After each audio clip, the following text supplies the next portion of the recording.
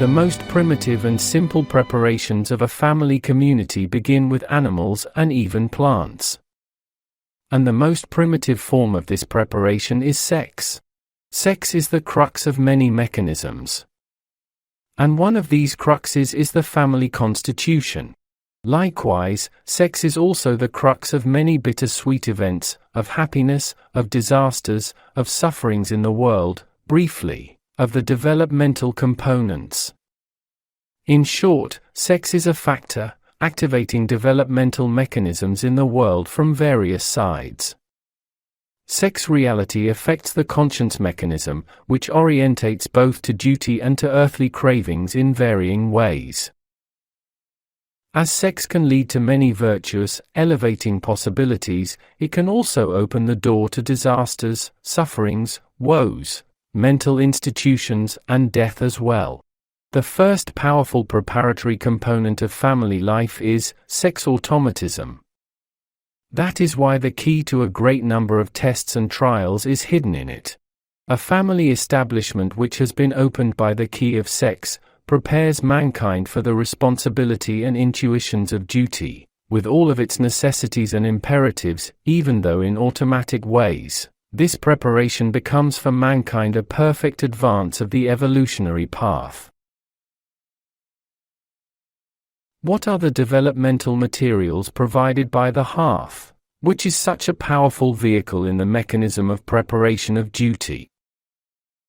It is possible to pick the answer of this question from the knowledge about the communal plan we have just given.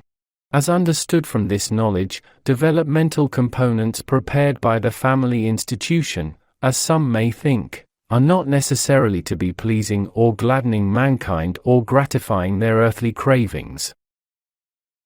On the contrary, most of them display characters like suffering, difficulty, trouble, torment, and even torture. And actually the most powerful and beneficial side of the family institution is constituted by this tough, stern, and regular facade of it.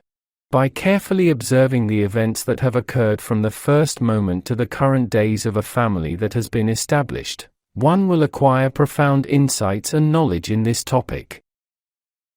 Even the events occurred that have just before the establishment of the family start to provide the expected results from the working of the family mechanism. On the topic of two persons of either sex coming together, although at first there seems to be some easiness belonging to both, a great number of hardships and even impossibilities, which need to be overcome separately by each of the candidates, may emerge.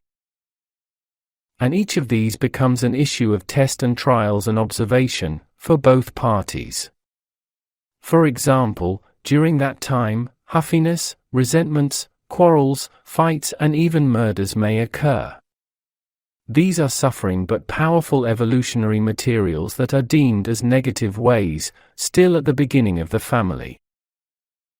After the establishment of the family, a great number of problems emerge like cost of living, disagreements of the couple, adaptation to married life, etc. These ascribe separate burdens, duties, tasks both to the man and woman. They come out from these struggles either victorious or defeated, and in either case, they encounter a great number of consequences which are bitter or sweet, depending on the apparently successful or failed states of the tests and trials, and accordingly, they gather speed on the path of the intuition of duty. Eventually, children are born. Nurturing them and seeing them grow up, their illnesses and health, their deaths, accidents and pains etc. provide for the mother and father observations, which sometimes take the path of joy and sometimes sorrow. In the meantime, the peacefulness they will feel when they have attained the comprehensions of passing successfully through these experiences, will elevate them through positive and joyful paths. The frustrations and pains they will feel at the end of the unsuccessful, inapt tests and trials they deem as negative, will also cause them to advance on another path.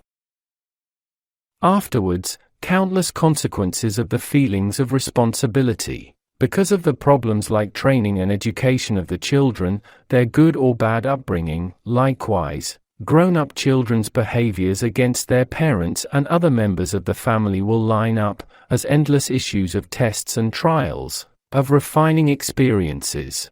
All events of family life that appear as sources of suffering or joy in different ways, actually give mankind the intuitions of the great plan of duty.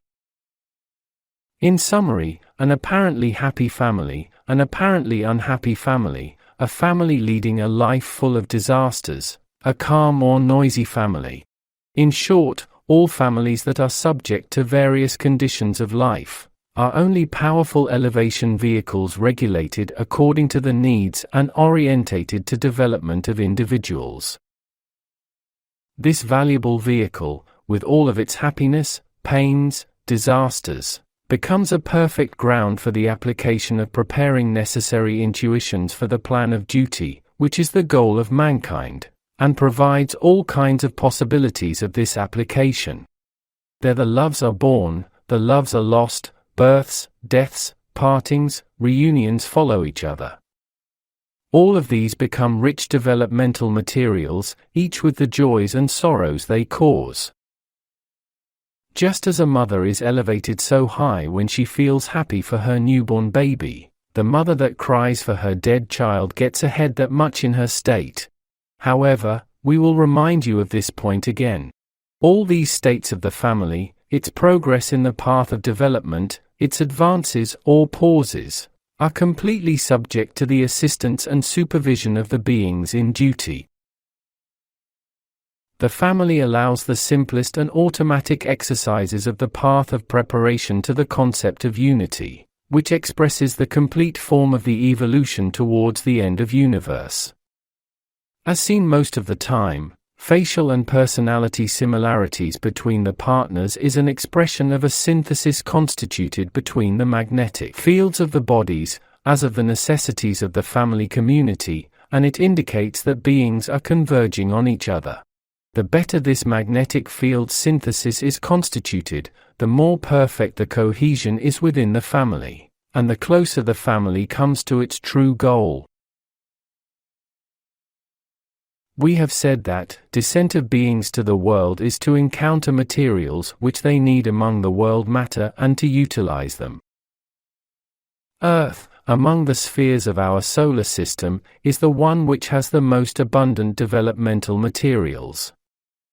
These materials should be devised and arranged according to the miscellaneous needs, and to render them useful for the deeds of mankind. Beings of the plans of duty which have taken on these acts, do their duties within various duty organizations assigned to the world, in accordance with their merit and power. Of course, it should be remembered that this must be in accordance with the directives coming from above. With these assistances, a great number of devices, orders, and constitutions are put into effect, which are beneficial for the developments of world beings, and at the same time, of mankind who have more encompassing states. For example, occurrence of natural disasters within an order, all global states pertaining to politics, economics and sciences, and in the middle of those, all nations, states, tribes, communities that have been established with all of their secondary constitutions, are always conducted by the organs that serve within great organizations under the directive of the unitary. Therefore, conducting all communities in the world, such as nations, states and families, is connected to the above. And the purpose of these connections is to help the beings, that is, mankind, who came down to the world with the need to prepare for the intuition of the plan of duty, and attaining merit for this plan, to attain their goal. Thus, every man benefits endlessly from the infinite possibilities of these establishments, most often automatically and semi-comprehendingly, by direct or indirect ways, that is, both by living within the necessities of them, and by observing the others living within those necessities.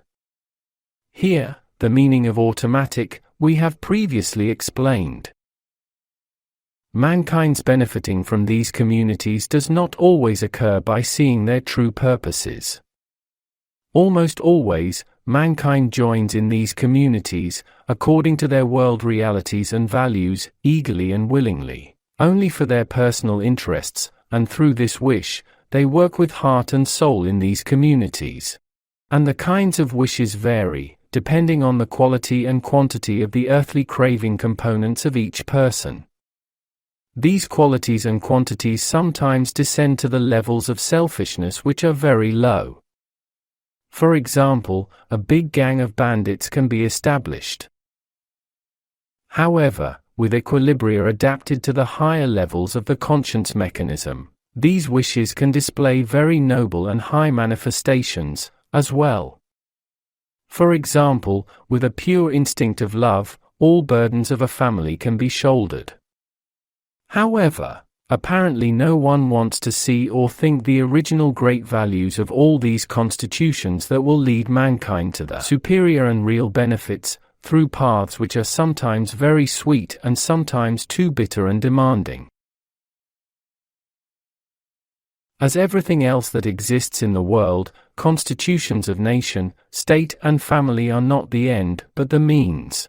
True ends of these means are not the apparent material gains and realities of the world, which are very transitory, and cannot be taken even as a speck to beyond the world, but to acquire essence knowledge which will emerge after many bitter and sweet events, which mankind will encounter as they say, let me live in this or that reality or run after this or that gain, go through applications in the conscience mechanism.